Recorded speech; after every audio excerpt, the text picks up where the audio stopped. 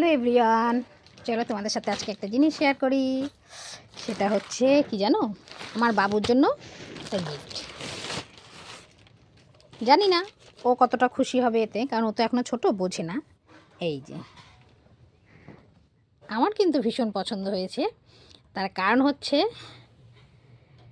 আমার ছেলে আমার থেকে, ওর বাবার থেকে ও বেশি ভালোবাসে ওর জেজেকে। জেজে মানে হচ্ছে ওর জেঠু। জেঠুকে ছোটো থেকে জেজেই ডাকে। আমরা অনেক চেষ্টা করেও ওটাকে ফেরাতে পারিনি, আর এখন চেষ্টাও করি না। তো আমাদের মিষ্টি বুনুর অন্নপ্রাশনে গিয়ে এই ছবিটা তোলা হয়েছিল, সেখান থেকে আমি আজকে এই ছবিটাকে বাঁধিয়ে নিয়ে এসেছি। কেমন লাগছে তোমাদের অবশ্যই জানাবে। ছবি আমার বরাবরই ভালো লাগে, সেটা যে সুন্দরের জন্য তা না। আমার কাছে মনে হয় ছবি একটা স্মৃতি, আর সেই স্মৃতিটাকে আমরা একটা ছবির মাধ্যমেই ধরে রাখতে পারি।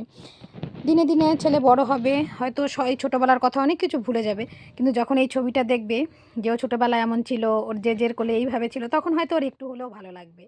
তো ওই দেখো, এটা হচ্ছে আমাদের মিষ্টি বুনু, কিন্তু দুঃখের বিষয় মিষ্টি বুনু একটু ঘুরেছিল, তো তাই জন্য মিষ্টি বুনুর মুখটা ওঠেনি। যদি মিষ্টি বুনুর মুখটা উঠতো তাহলে হয়তো ফ্রেমটা আরও বেশি সুন্দর হয়ে উঠতো। আর এই দেখো, বাবু স্কুল থেকে এসে নিজের জামা কাপড় নিজে ভাঁজ করে রেখেছে, দেখেছো? এই দেখো কি সুন্দর করে ভাঁজ করে রেখেছে। ওকে আমি বলেছি, কালকে একটু বকেছি, আর বকে বলেছি নিজের জামা কাপড় নিজেই ভাঁজ করে রাখবে। আর তারপরে দেখো ঘর দিয়ে পেন দিয়ে হচ্ছে ঘর বানাচ্ছে। ছবিটা ভালো লেগেছে তোমার? হ্যাঁ। তাই? আর এই দেখো ঘরটা বানিয়েছে, তো খেলছিল। যাই হোক, তো এটাকে এখন টানিয়ে রাখার জন্য প্রস্তুত করতে হবে, কারণ এর পেছনে এখনও দড়ি বাঁধতে হবে।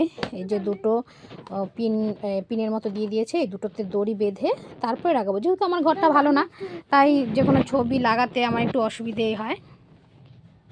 তো কেমন লাগছে তোমাদেরকে অবশ্যই কিন্তু কমেন্ট করে জানাবে। কেমন? ছেড়ে দাও বাবা, চলো টাটা আজকের মতন।